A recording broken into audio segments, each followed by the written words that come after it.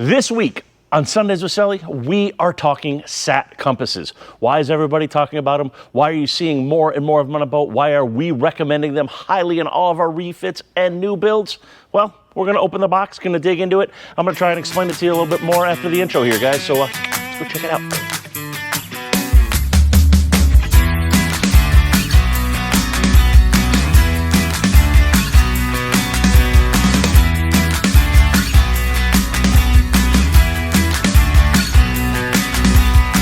Welcome back, everybody, to another episode of Sundays with Sully.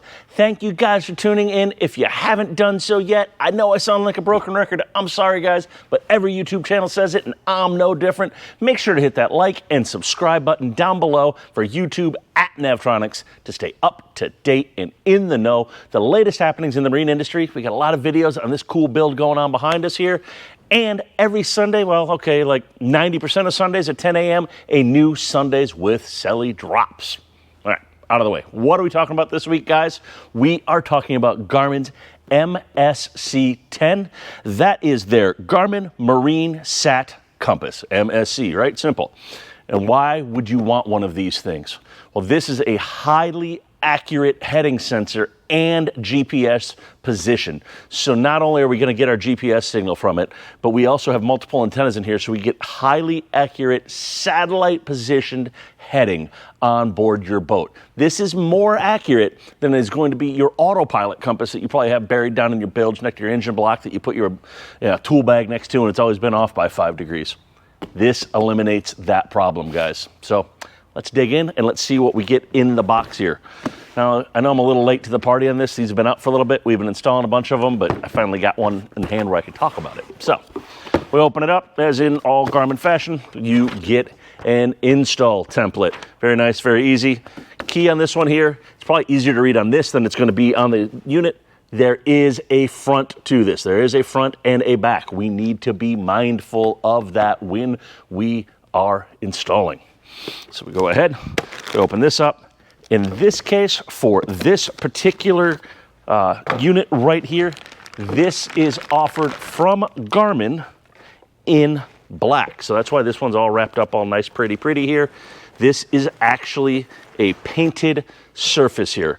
So as you guys can see here, this, got some paw prints on it, sorry guys, but this is the sat compass. Like I said, there's multiple sensors in here that we are using for position on here. And you'll also notice, I don't know if the camera will pick it up or not, there's a sight line on this thing, so you can actually sight it up and make sure you get this thing pointed to the front of your boat. So it's pretty straightforward, pretty simple. We can go ahead, this drops right into our NEMA network, so if you already have a GPS antenna, you can actually take that out and put this on there. Mind you, we need to be 3 foot away from a VHF antenna. We need to either be above or below a radar, preferably above, but this will work below it as well. And we can go ahead and mount this as well. So we've got that. What else do we get in the box here, guys?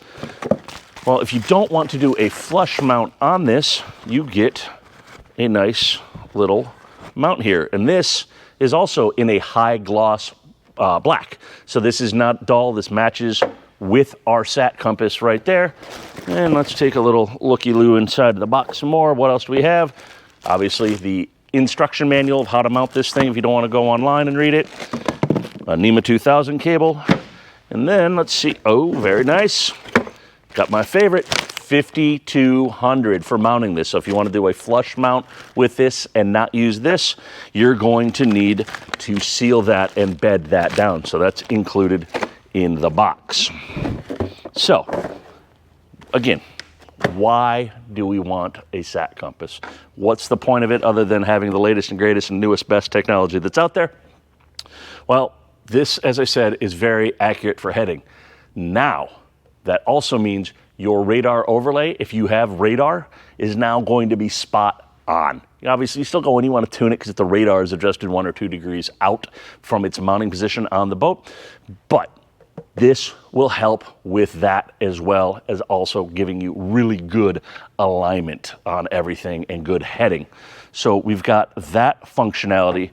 Now, something to remember, if you're installing this on the boat, This is not a set it and forget it install. You will need to go in, once the boat is in the water, go to, I think it's settings, communication, NEMA 2000 device list, and find the MSC 10, and you're gonna go about review, and you're going to calibrate this. It does not auto prompt you to calibrate this. You need to go into your Garmin display and do a calibration. It's very simple. If you've done an autopilot calibration, this is no different.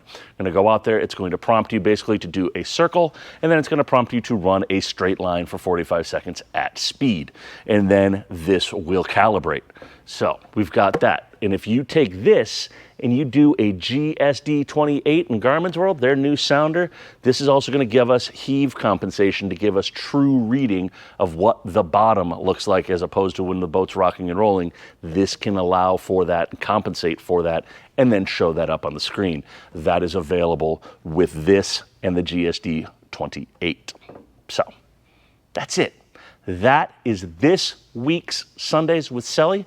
Hopefully you guys found it informative. If you've made it this far, you probably like the channel, you probably like the content, so go ahead and hit that like and subscribe button down below to stay up to date and in the know. Tell your friend about it, leave a comment, and if you got any questions about this or anything else we've covered, leave it down below in the comments, and we'll see you guys real soon with something else really cool. Peace.